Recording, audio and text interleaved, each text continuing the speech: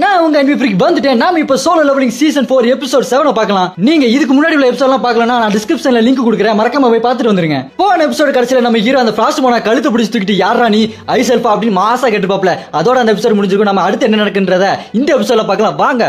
இந்த எபிசோட் ஸ்டார்டிங்ல நம்ம ஹீரோ அந்த ஃப்ராஸ்ட் மோனா கழுத்தை பிடிச்சு தூக்கி வச்சு நிப்பாட்டி இருக்க.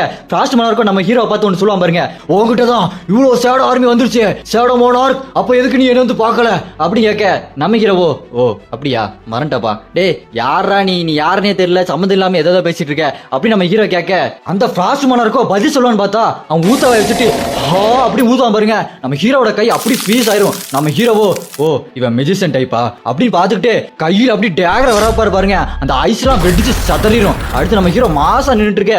அவனும் அந்த ஃப்ராஸ்ட் மோனார்க் சொல்லுவான் பாருங்க, நம்ம சண்டைய இங்க இதோட முடிச்சுக்கலாமா, நான் உன் கூட சண்டை போட வரல அப்படின்னு அவன் சொன்ன. நம்ம ஹீரோவோ என்ன அப்படின்னு கேட்பான். அடுத்து அந்த ஃப்ராஸ்ட் மோனார்க் சொல்லுவான் பாருங்க, நீ அந்த மனுஷனை காப்பாத்த வரலையா அப்படின்னு கேட்டனா தான் நம்ம ஹீரோக்கு ஸ்ட்ரைக் ஆகும். ஆமால இந்த ஆன்டி ஷேடோ சேர்மன் கோட்டை தான் விட்டு இருந்தேன், இல்ல அதுக்கு வாய்ப்பு இல்ல சேர்மன் அப்படின்னு நம்ம ஹீரோ யோசிக்கும் போது சேர்மனை காட்டுவாங்க பாருங்க. சேர்மன் நெஞ்சில அவ்வளோ பெரிய ஓட்டம் இருக்கும். அடுத்து அந்த ஃப்ராஸ்ட் மோனார்க் சொல்லுவான் பாருங்க, நீ இப்ப சூஸ் பண்ணு, நீ ஏன் கூட சண்டை போட போறியா இல்ல அவனை போய் காப்பாத்த போறியா அப்படின்னு சொல்லிட்டு ஒரு ஐஸ் வெப்பனை உருவாக்கி நம்ம சேர்மன் கோக்கு நேரா த்ரோ பண்ணுவான் பாருங்க ஸ்பீடா. நம்ம ஹீரோவோ அப்படின்னு ரூலர் தட்டியை போட்டு பாப்பான், அது கண்ட்ரோலே ஆகாது. அடுத்து அப்படின்ட்டு வேகமா அந்த டேகரை வீசுவான் பாருங்க, அது அதை விட வேகமா போய் மிஸ் ஆயிரும். அடுத்து நம்ம ஹீரோ வேற வழியே இல்லாம வேகமா ஓடுவான் பாருங்க.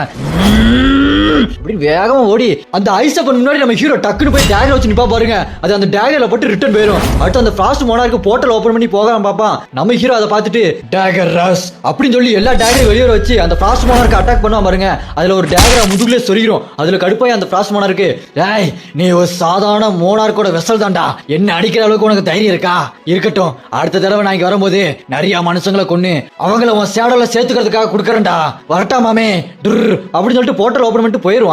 நம்ம ஹீரோ அதை பார்த்துட்டு கடுப்பாயிட்டு பன்னாட பரதேசி பயல அப்படின்னு பேசிட்டு அடுத்து சொல்லுவான் பாருங்க, சே என்னால இந்த பேரியருக்குள்ள என்ன நடக்குதுன்றத கண்டுபிடிக்க முடியல அப்படி கடுப்பாயிட்டு சேர்மன் கோட்டை போயிட்டு, சேர்மன் கோ சே இதை சாதாரண போசனால சரிப்படுத்த முடியாது, பெரு வாடா அப்படி நம்ம ஹீரோ கத்துவான் பாருங்க. பெரு செம்ம ஸ்பீடா பறந்து வந்து நிப்பான் பாருங்க. மாசா வாத்தியாரே கூப்பிட்டீங்க வாத்தியாரே அப்படின்னு கேட்பான் பாருங்க. யாருக்கெல்லாம் பெரு ரொம்ப பிடிக்குமோ கமெண்ட்ல பிளாக் ஹார்ட்டை கமெண்ட் பண்ணுங்க.